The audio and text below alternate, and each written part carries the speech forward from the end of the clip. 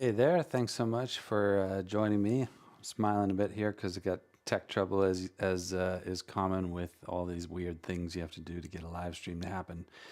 Anyway, without too much further ado, I want to focus on this idea of how we can avoid having to reset up instruments, or maybe you forgotten an instrument that you've been using in Dorico at some point in the past. You haven't used it in a long time, maybe you lose track of it.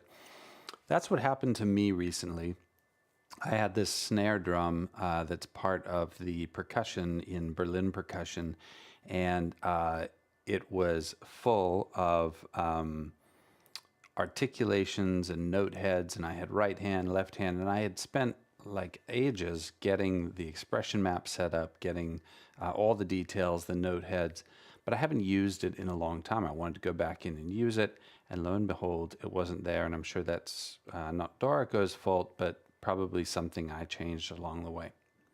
So I was really looking for a way, how do I get that old drum from an old project into my new project without having to, actually reset up the note heads, the percussion kit, the instrument family, the endpoint, the playback, everything like that, right?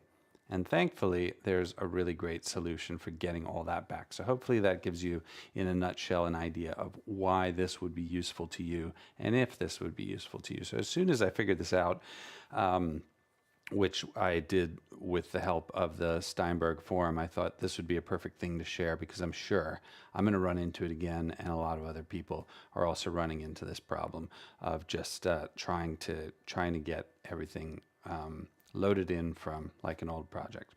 Okay, so that's an introduction. Let's jump in, and I'm going to show you what I do. And what I'm done essentially is I am going to open up a flow from another project. So I've got this empty project here. Let's pretend I want my snare in it. And if I go up to my Dorico library and I go down to Instruments and I look up Snare, I do have a snare drum and I have some marching snares and so on and so forth. But what I wanted was this particular snare that I had set up from the Berlin series. So let me take a look at, let me show you how I went ahead and got that. So I go down to import flows, and little did I know, but importing the flow is going to import everything that I need. So I'm going to go into this old project of mine, which is actually an endpoint manager. So let me see, down workflow, I got my endpoints in here, and I'm going to come over here to my percussion, and I'm going to actually import this. Now, generally, I would recommend just going with merge with existing players, especially if you are importing this into a project where you already have something going on. So there it is, my major snare. That's the one that that we're using, that I want to be able to use. And now, when I go into my instruments and I look up snare, you can see that we've got the Majestic Pro snare in there. So it's now an instrument, and I could go ahead and just hit this star and it becomes something that's available for other projects. Now, a trick that you want to know is that when you do this, the families came up blank. And if the family comes up blank, it'll still work in the project where you've imported it. But if I come up here and I were to click on the add new user and I went looking for my snare, I can't find it here. In this window, you won't find it unless it's part of a family. So if I go back to instruments, this is just kind of a caveat to be aware of because it's unintuitive. So if I go ahead and select my Majestic Pro snare and I add it to a family, I'm going to go with unpitched percussion. All right, and hit OK. Now, when I want to add it, I can see it right there. So just make sure you always add a family there. I see some comments, and thanks a lot, Shubis and Peter, for joining me today. If there's anyone else out there who wants to say hi or has any questions, please let me know.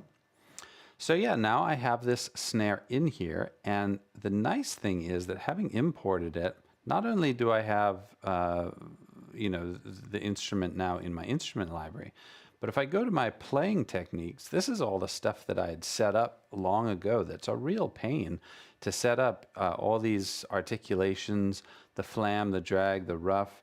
If there are playing techniques that I had set up here that are not in my existing project, then they get imported as well.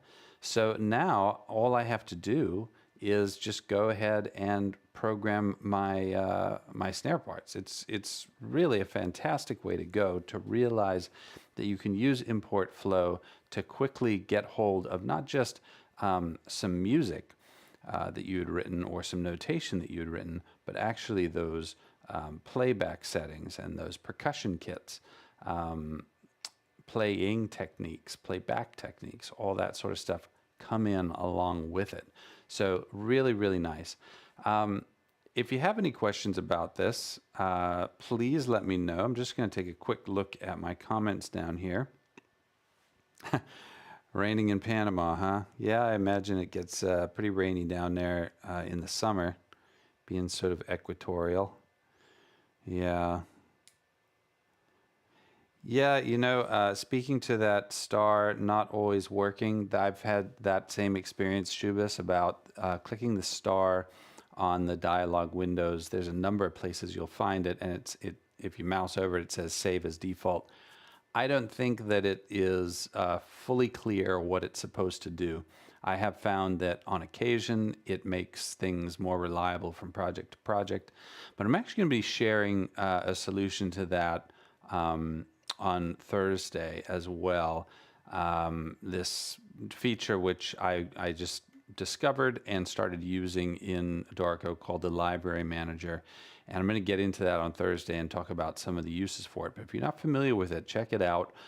Get a little bit of a jump on my Thursday live stream because it's pretty awesome when it comes to trying to get settings from old or other projects, including people you're collaborating with, into your current project.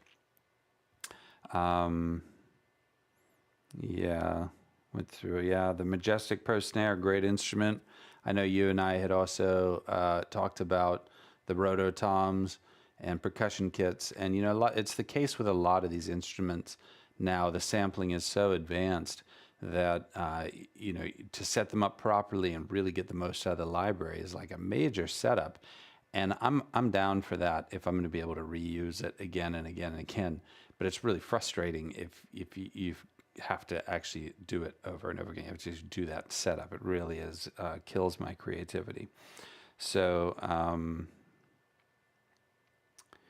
yeah, I think getting instruments to show up reliably in the instrument picker comes down to two things that I can see. One is importing it and marking the star. You can, like I did here, like importing it from a flow.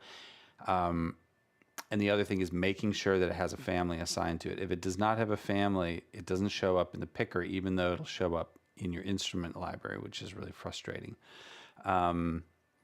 There was something on my mind there that triggered a comment, but I can't remember what I was going to say. So in anticipation of people getting on my case on YouTube for not being snappy enough, I'm going to conclude it there. But I do promise you I'll be back on Thursday with more similarly related ways to manage the inconsistencies between your Dorico projects and really get your workflow back again when some of these hiccups start causing problems. But I appreciate you guys being with me today. It's not raining here, but it is nice and cool, which is actually kind of nice for San Diego to get the sun down.